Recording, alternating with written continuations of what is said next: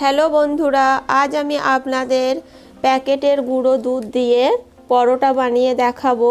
আর তার জন্য দেখুন আমি যে উপকরণগুলি নিয়েছি এখানে ময়দা 1 বাটি, নিয়েছি 1 চামচ সাদা তেল, লবণ, আর এখানে 1 প্যাকেট 10 টাকা দামের গুঁড়ো দুধ নিয়েছি।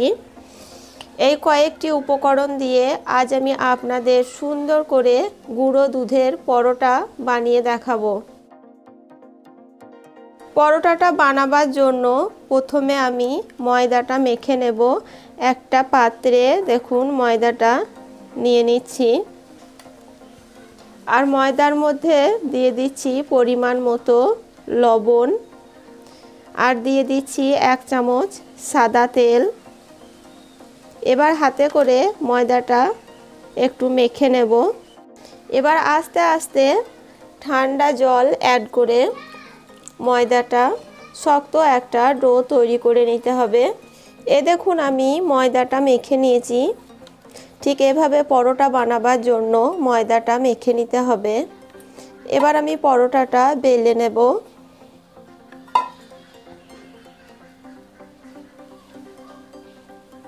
এখানে আমার 1 বাটি ময়দাতে 2টো পরোটা হবে।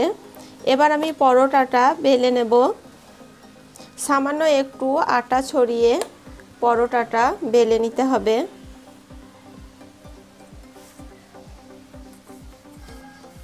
প্রথমে এভাবে রুটির মতো বড় করে বেলে নিতে হবে পরোটাটা। দেখুন আমি কিভাবে বেলে নিচ্ছি।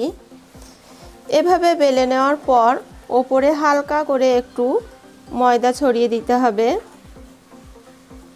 তারপর দেখুন যেহেতু আমি প্যাকেটের গুঁড়ো দুধ দিয়ে পরোটাটা বানাবো, তাই এবার আমি এই পরোটার মধ্যে দুধটা এভাবে ঠিক দিয়ে দেব। দেখুন ঠিক এভাবে দিয়ে দেবেন। হালকা করে এভাবে ছড়িয়ে দিতে হবে পরোটার মধ্যে। এভাবে ছড়িয়ে দেওয়ার পর হাতে করে এভাবে একটু চেপে দিতে হবে। এবার পরোটাটা ভাঁজ করে নেব। এভাবে 4 ভাঁজে ভাঁজ করে নেব। দেখুন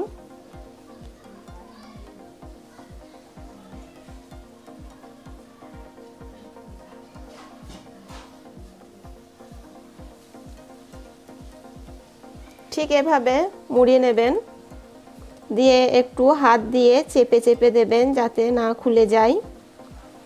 দিয়ে আবারও এটা একটু আটা ছড়িয়ে বেলে নিতে হবে।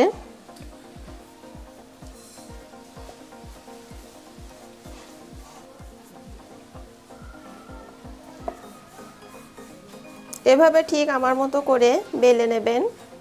বেলে নেওয়ার পর এবার পরোটাগুলো সেঁকে নেব।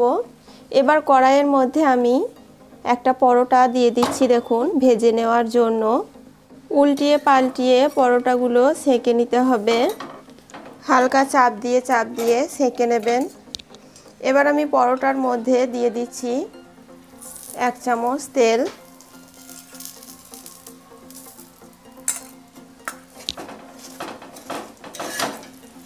তেলটা দেওয়ার পর আবারও উল্টিয়ে পাল্টিয়ে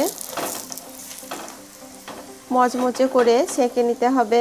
দেখুন বন্ধুরা আমি কত সুন্দর করে গুঁড়ো দুধের পরোটা বানিয়ে নিলাম। ঠিক এভাবে আপনারা বানিয়ে নেবেন।